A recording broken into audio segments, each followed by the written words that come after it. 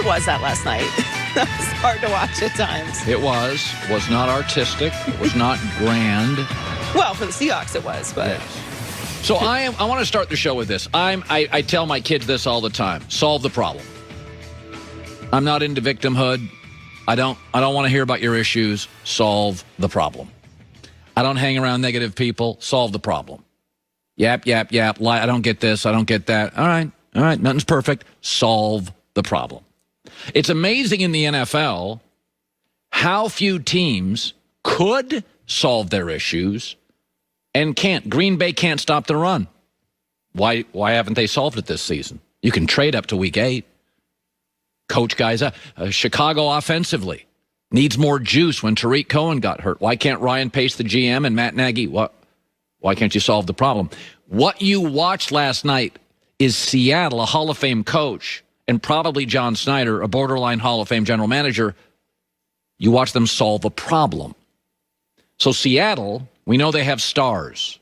Bobby Wagner's maybe the best linebacker in football. Russell Wilson, one of the best quarterbacks in football. But they had no pass rush. And last night, they solved it. And it wasn't just Philadelphia. They now have 19 sacks in the last 4 games. 5 more than anybody in the NFL, including the Steelers. Now, third down, they were awful. Their offensive line is middle of the pack. It's not atrocious, but it's not great. But when Chris Carton is running, this is a Super Bowl team. There's 4 key ingredients historically to win a Super Bowl. Got to have the right coach. Got to have the right quarterback. You have to have some semblance of a pass rush to make star quarterbacks in the other team uncomfortable. And increasingly, got to have some playmakers. Got to occasionally get an easy touchdown. We saw that with Kansas City over the weekend. You know, the good teams have some playmakers. And Seattle has all of this stuff. 19 sacks, 4 games. And this is what's interesting.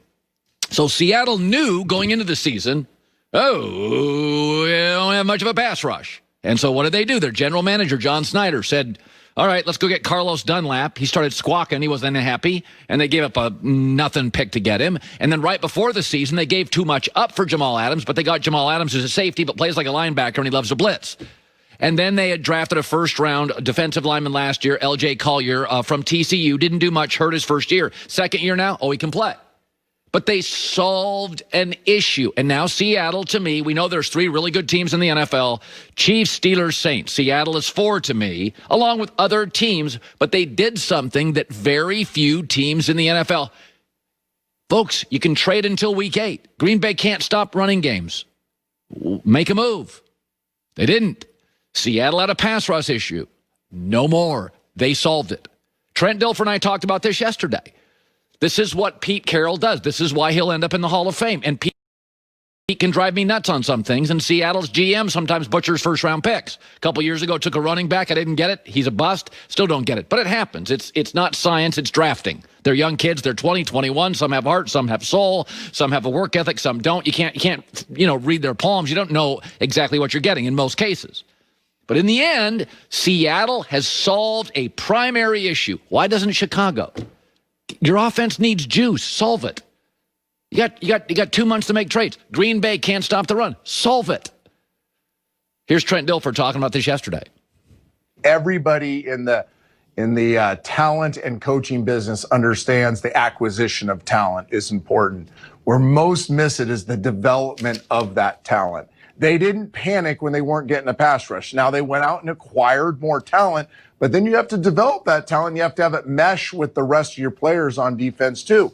They've tweaked their system a little bit. They're not going to say, we're just going to do this system because this is what we do. They're going to tweak their system around that talent that they've brought in and that they've developed. By the way, in September, Seattle had 5 total sacks and allowed 500 yards a game in September. In October, they allowed 460 yards a game. In November, they have 22 sacks and are allowing 340 yards a game. Every month, they coach it up, they acquire, they get better, and you watch Seattle last night, and to me, they look like a Super Bowl team because they got the coach, the quarterback, the pass rush, and the playmakers. Not saying they're going to win the Super Bowl, but those are the 4 things you have to have, and one of them was missing in September and early October, and now they've solved it. Like, just because you start a project here, you got to be able to pivot. That's what every great business book tells you. Every company you start within 6 weeks, you're like, all right, we've got to pivot off that. Amazon, Netflix, look, all of them. They pivot off stuff. And it's like Seattle, if Seattle gets to the NFC Championship, they would not have. If John Snyder and Pete Carroll wouldn't have been willing to move off, they're kind of, here's what we have. We got to keep elevating and improving and acquiring and trading, and ask Carson Wentz. What you saw now, you say, well, the offensive line for Philadelphia, they have 19 sacks in 4 games. That's 5 more than any other team in the National Football League, including the Pittsburgh Steelers, who have a great pass rush. All right, I want to go to this. I want to defend Carson Wentz in about 5 minutes, but let's do this first. So I see another public wrestling match. Bruce Arians came out yesterday and said, well, Tom Brady's been calling the plays for the last month. Look at me. Tom Brady's. Oh, boy. Let me just say this. Guys love to give themselves credit. And for the first time in my broadcast career, you guys are not giving yourself credit. Oh, you rush to Twitter to tell me how special you are, all you 4 of your followers. But today, men, I am asking you to give yourself credit. So let's look at Tom Brady's numbers this morning for Tampa. Oh, they're just utterly disastrous. Oh, wait, they're not. 28 touchdowns, 11 picks, 65% completion percentage, and a passer rating of 95. Oh, those are excellent. Now, they have been at times inconsistent, and their running game does disappear, but his numbers are on pace to crush his numbers last year.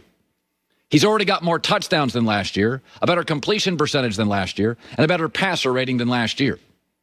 And oh, by the way, if you go to your little pocket schedule, take out the first game against the Saints, bunch of new guys and no camp, I'll just take that game out. They've scored 31, 28, 38, 38, 45, 25, 46, 24, 24. 2 stinkers, Bears and Saints. Ooh, bad actors have bad movies.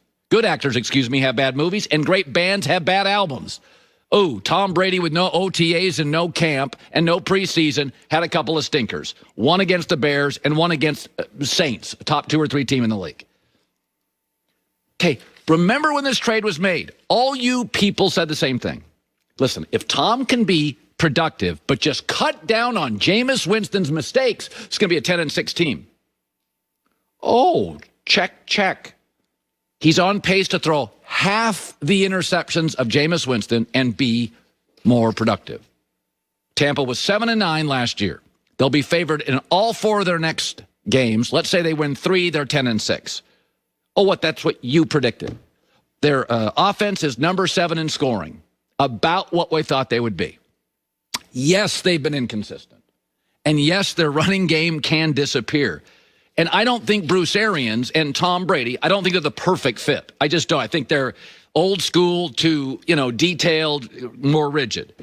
But we've moved into silliness territory.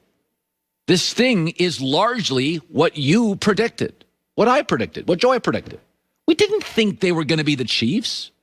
We didn't think they were going to beat the Chiefs. Most of us did not think they would be as good as the Ravens. They're better. We didn't think they were going to go 13-3 like Green Bay. Many of you thought I didn't. Many of you did. Most of you didn't think they would be the Seahawks. They may end up with a better record. Give yourself credit. We can do all this public arguing, Arians and Brady. His numbers are really, really good. They're like Tom Brady prime numbers. Take out a Randy Moss year or 2. He's cut down on the Jameis mistakes. That's exactly what we hope for. And we all predicted 9-7 or 10-6. They have a chance to go 11-5. This is a lot of noise and silliness. Now, this is a good team, occasionally excellent Green Bay game, Carolina game, that can be inconsistent, shocker, no preseason, and sometimes forgets they have Leonard Fournette and the really speedy Ronald Jones. But in a world where guys rush to Twitter with 9 followers to tell you how brilliant they are, today I'm giving you a pass. You nailed it. This is exactly what we thought they'd be. Exactly what we thought they'd be. And, by the way, they are a top 8 to 10 team. That's what 9-7 generally is in the NFL. All right. It seems impossible, inexplicable, but I will defend Carson Wentz. I know. I am on an island. I am on an island, but I will defend him plus herd hierarchy coming up top of next hour. Ever wonder just how far an extra mile really goes? Well, drive a Mercedes-Benz van and find out. Start with a network of over 250 authorized dealerships, backed by a sales force ready to help you with everything from vehicle customization to certified service to financial solutions tailored specifically to your personal needs. Mercedes offers a variety of powerful and efficient vans. Your choice, gas or diesel. There's the Mercedes-Benz Sprinter or the versatile Mercedes-Benz Metris. Each tailored to match your play, your lifestyle, your work. They have cutting-edge options like the mobile hotspot Wi-Fi or the Red Cross traffic alert. Take the first step. Get a